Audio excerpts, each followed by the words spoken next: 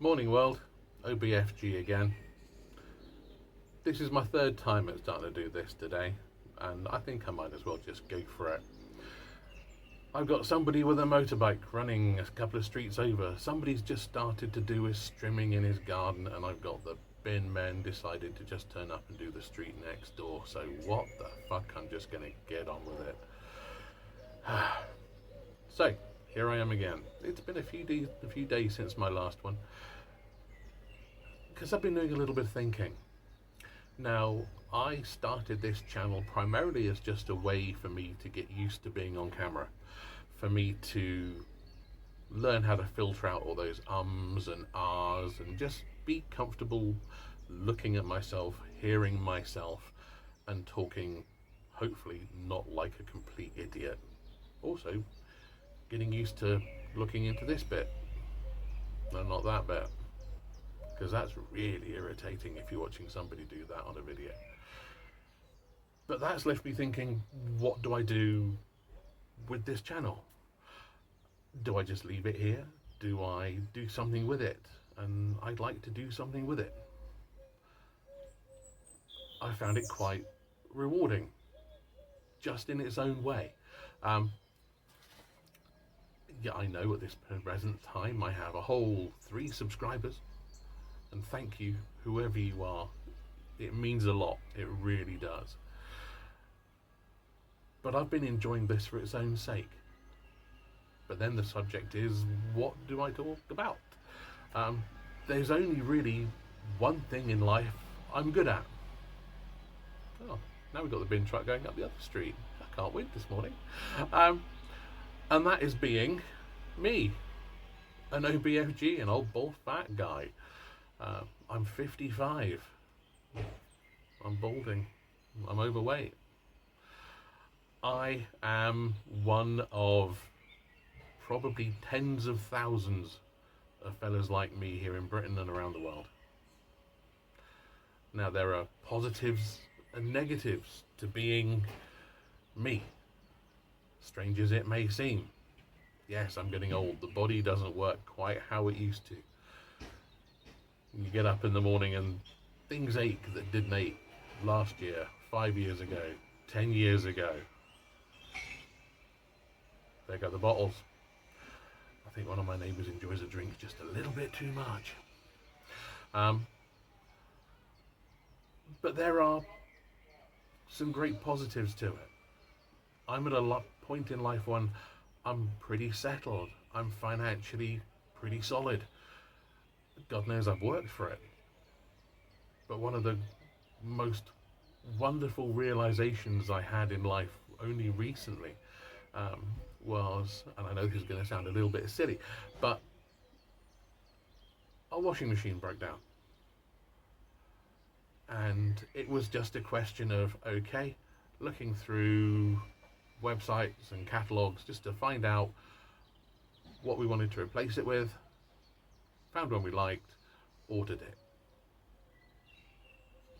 No thinking about money. Now, don't get me wrong, I am no Bill Gates, but the realization that you've got to the point in life where you can just go, okay, something's broken down, we buy a new one, and money not to be the issue is just such a wonderful thing. Most of my life it has not been the way. Most of my life has been, where the hell am I going to get the money for this from? So that is one of the best things about being me at the moment. And yes, I know there are many of you out there who aren't there. Stick with it, folks. So, things about me, things about my point in life. I'll hopefully be looking back at things that were a big thing in my life earlier on. The music, the cars. I was talking to my wife the other day, and we realised that the whole sort of first career of Madness, their first 5 or 6 years, pretty much exactly covered my time in secondary school. They were the soundtrack to my school years, literally. I'd love to have a nosy around a Ford Cortina again. I had 2 of those when I was 18. And I've not touched one since. It'd be lovely to touch base with that sort of thing. But of course, there's also the downsides. As I mentioned, things start to ache. Things don't work quite as well. You start having issues in various departments. So far, I've managed to duck those so far, but I'm sure it's only a matter of time. So, yeah, health issues are something we've all got to keep an eye on, and hopefully I'll cover some of those as well. Now, this thing that I'm looking at here, I'm shooting all this on my phone.